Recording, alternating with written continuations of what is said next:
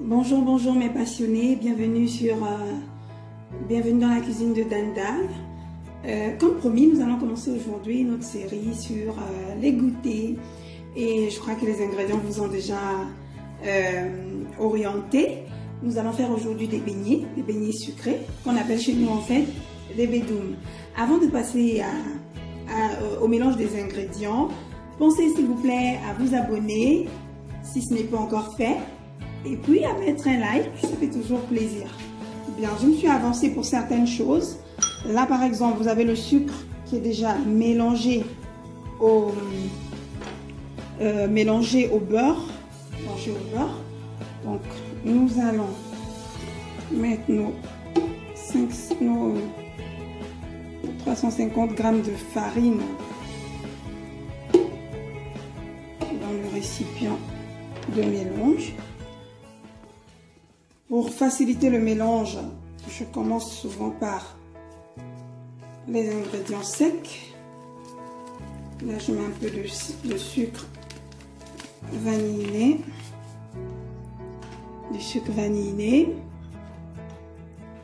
du sel, c'est vraiment une cuillerée, hein. La petite cuillère à café là, voilà, c'est une cuillerée, voilà. Le sucre, le sel, je mélange. Une fois que je me suis assurée que c'est bien mélangé, je mets mon mélange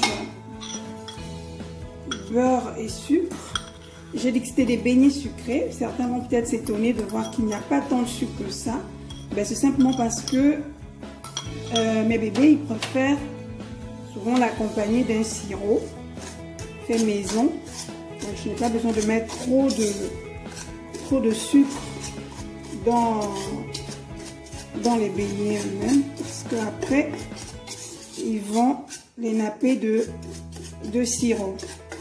C'est vrai qu'habituellement les gens se font saupoudrer du sucre, hein, sur ces beignets là. Mais nous à la maison on préfère notre sirop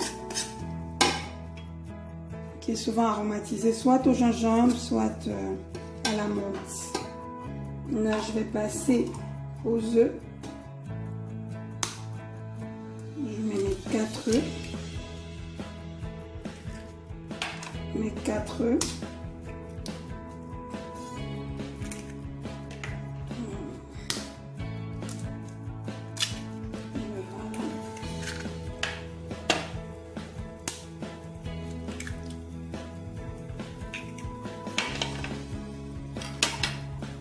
Une fois de plus, je mélange.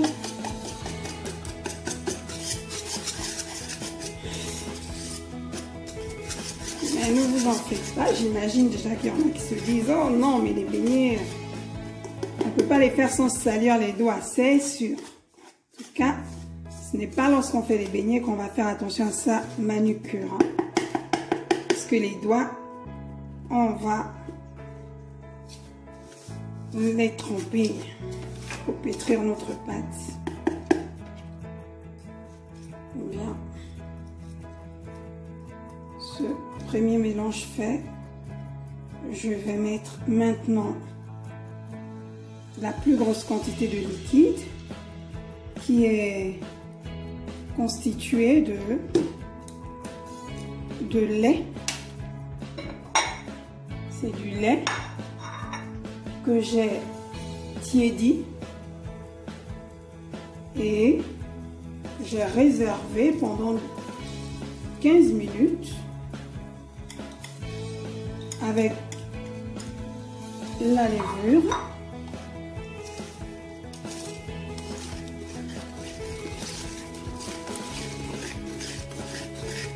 Ça prend un peu de temps, ce mélange. Je signale que c'est de la levure boulangère. Un peu de temps.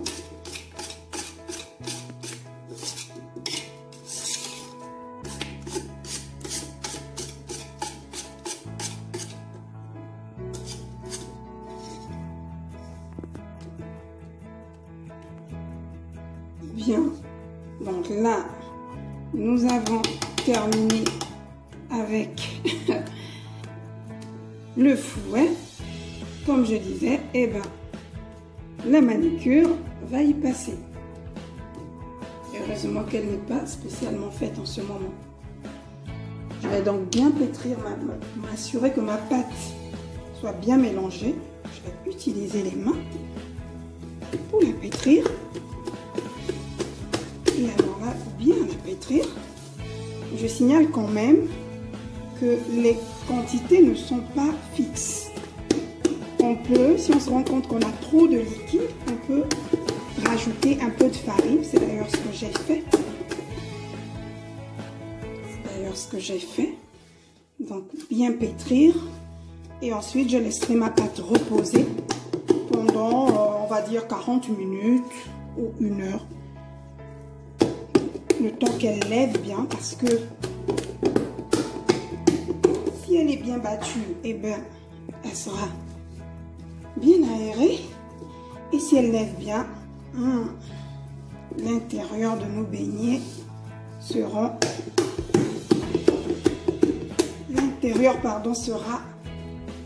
parfait. Donc, on se retrouve tout à l'heure pour la cuisson, je veux dire la friture, quoi. Bien, nos 45 minutes s'étant écoulées, nous allons passer à la friture de notre pâte. Et pour ce faire, on préchauffe son huile, vraiment pour s'assurer que l'huile est bien chaude. Moi, généralement, je lance quelques gouttes d'eau, ça me fait sautiller, mais bon, au moins, je suis sûre que mon huile est bien chaude. Et puis, je m'assure que le plat dans lequel je vais déposer mes beignets prêts est recouvert de papier absorbant pour, bien entendu, désolé pour la répétition, pour absorber l'excès d'huile.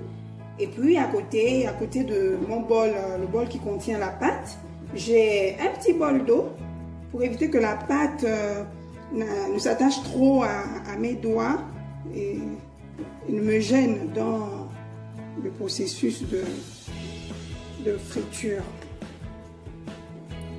Donc on va commencer en espérant que notre huile soit vraiment prête. Voilà. Chaque fois, je trempe ma main dans l'eau avant de prendre la pâte. Ça, je suis sûre qu'elle n'attache pas. Voilà. Ce ne seront peut-être pas des ronds parfaits, mais bon.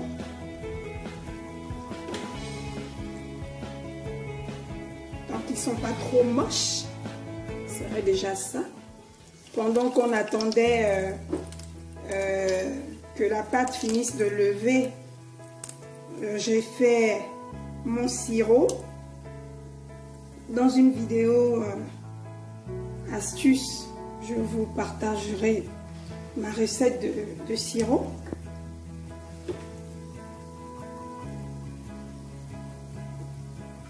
Donc nous sommes parvenus à la fin de notre vidéo. Vous verrez certainement en photo tout à l'heure ce que ça a donné. Merci pour votre attention et n'oubliez pas de vous abonner. Merci, à la prochaine.